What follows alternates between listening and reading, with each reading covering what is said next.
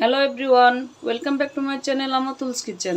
আজকে আমি আপনাদেরকে খুবই সহজ এবং মজার একটা রেসিপি তৈরি করে দেখাবো। অল্প উপকরণে ইনস্ট্যান্ট ঝটপট নুডলস পকোড়া। আমি আশা করছি ভিডিওটা আপনাদের কাছে ভালো লাগবে। ভালো লাগলে লাইক, কমেন্ট, শেয়ার করবেন এবং নতুন নতুন রেসিপি পেতে চ্যানেলটিকে সাবস্ক্রাইব করবেন। তো চলুন রেসিপিটা শুরু করা যাক।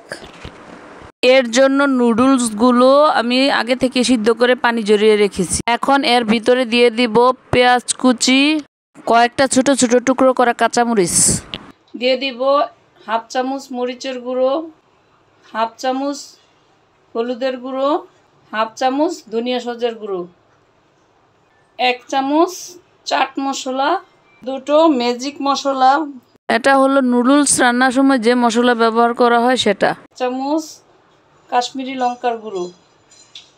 পকোড়ার টেস্ট বাড়ানোর জন্য আমি অর্ধেক লেবুর রস চিপে দিয়ে দিচ্ছি। আপনারা চাইলে দিতেও পারেন, নাও দিতে পারেন, এটা অপশনাল। দিয়ে দিচ্ছি 1 কাপ আটা। আপনারা চাইলে এখানে ময়দা বা কর্নফ্লাওয়ারও ব্যবহার করতে পারেন। দিয়ে দিচ্ছি 2টো ডিম, স্বাদ মতো লবণ। এবার সব কিছু ভালোভাবে মাখিয়ে নিতে হবে। তবে ভালো করে মাখানোর জন্য খুব বেশি চটকে বা চেপে চেপে মাখানো যাবে না। আমার এগুলো ভালোভাবে মাখা বা মিশানো হয়ে গেছে।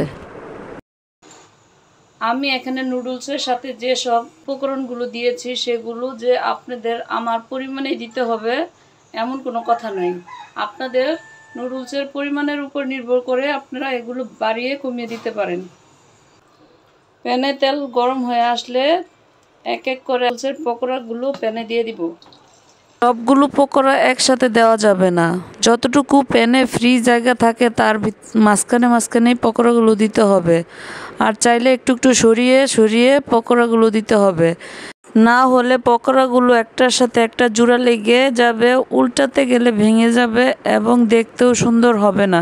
চুলার হিট মিডিয়াম টু লোতে রেখে পকোড়াগুলোকে আমি উল্টিয়ে পাল্টিয়ে নেড়েচেড়ে পছন্দ মতো কালার আসা পর্যন্ত ভেজে নিচ্ছি। এ পর্যায়ে পকোড়াগুলো আমার হয়ে গেছে, তাই আমি তেল জড়িয়ে জড়িয়ে একটা প্লেটে পকোড়াগুলো উঠিয়ে নিচ্ছি। প্যানের সবগুলো পকোড়া আমি একইভাবে তেল জড়িয়ে জড়িয়ে উঠিয়ে নিব। বাকি পকোড়াগুলোও আমি একইভাবে নেড়েচেড়ে উল্টিয়ে পাল্টিয়ে পছন্দ মতো কালার আসা পর্যন্ত ভেজে নিব।